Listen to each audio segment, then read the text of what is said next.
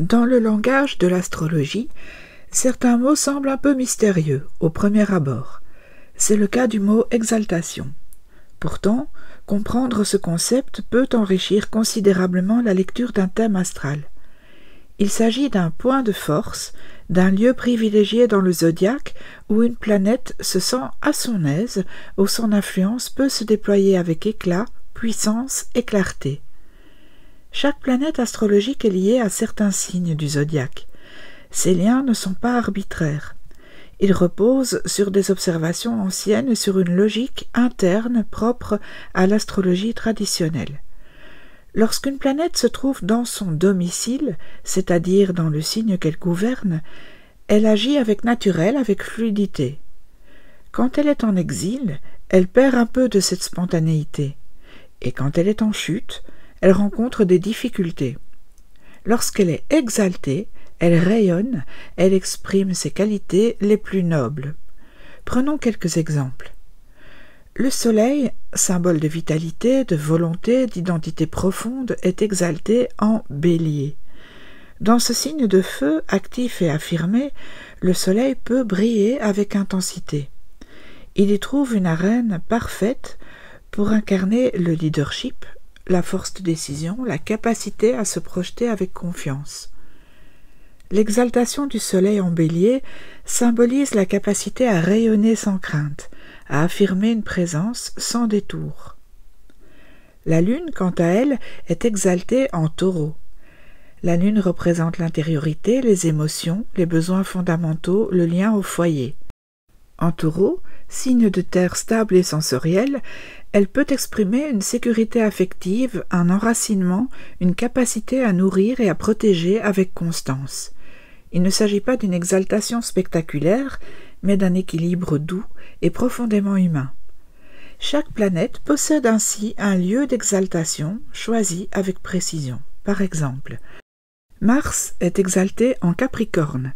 Ici, l'énergie martienne devient structurée, stratégique, capable de viser un objectif sur le long terme. Vénus est exaltée en Poisson. Dans ce signe sensible, elle se teinte d'une beauté intérieure, d'une quête d'amour idéal. Jupiter est exalté en Cancer. Sa générosité naturelle y prend une forme protectrice tournée vers la famille, le soin, la transmission. Saturne est exalté en Balance. L'ordre, la justice, la rigueur se mêlent à la responsabilité partagée. L'exaltation n'est pas forcément synonyme d'excès. Il ne s'agit pas d'une force déséquilibrée ou trop intense. Il s'agit plutôt d'une harmonie entre la nature de la planète et celle du signe. Une planète exaltée agit avec maîtrise, avec élégance, avec une sorte de clarté intérieure. Elle donne souvent à la personne concernée une qualité particulière, un atout fort, parfois visible très tôt dans la vie. Dans un thème astral, la présence d'une planète en exaltation ne garantit pas un destin flamboyant, mais elle indique un potentiel important, une disposition naturelle à exprimer certaines valeurs avec justesse. Ce potentiel peut être renforcé ou contrarié par d'autres éléments du thème, aspect, maison, maîtrise, etc. Mais il constitue toujours une base solide, un point d'appui précieux. Certaines traditions astrologiques vont plus loin et attribuent des valeurs spécifiques à chaque degré de l'exaltation, comme si un sommet énergétique existait à un point très précis du signe.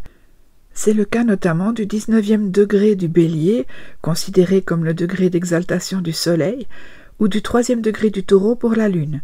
Ces détails ne sont pas à négliger dans une analyse approfondie. Enfin, il faut rappeler que l'astrologie moderne ne s'appuie pas toujours sur ces notions traditionnelles. Certaines écoles privilégient d'autres repères, notamment en lien avec les planètes transpersonnelles ou avec une lecture plus psychologique.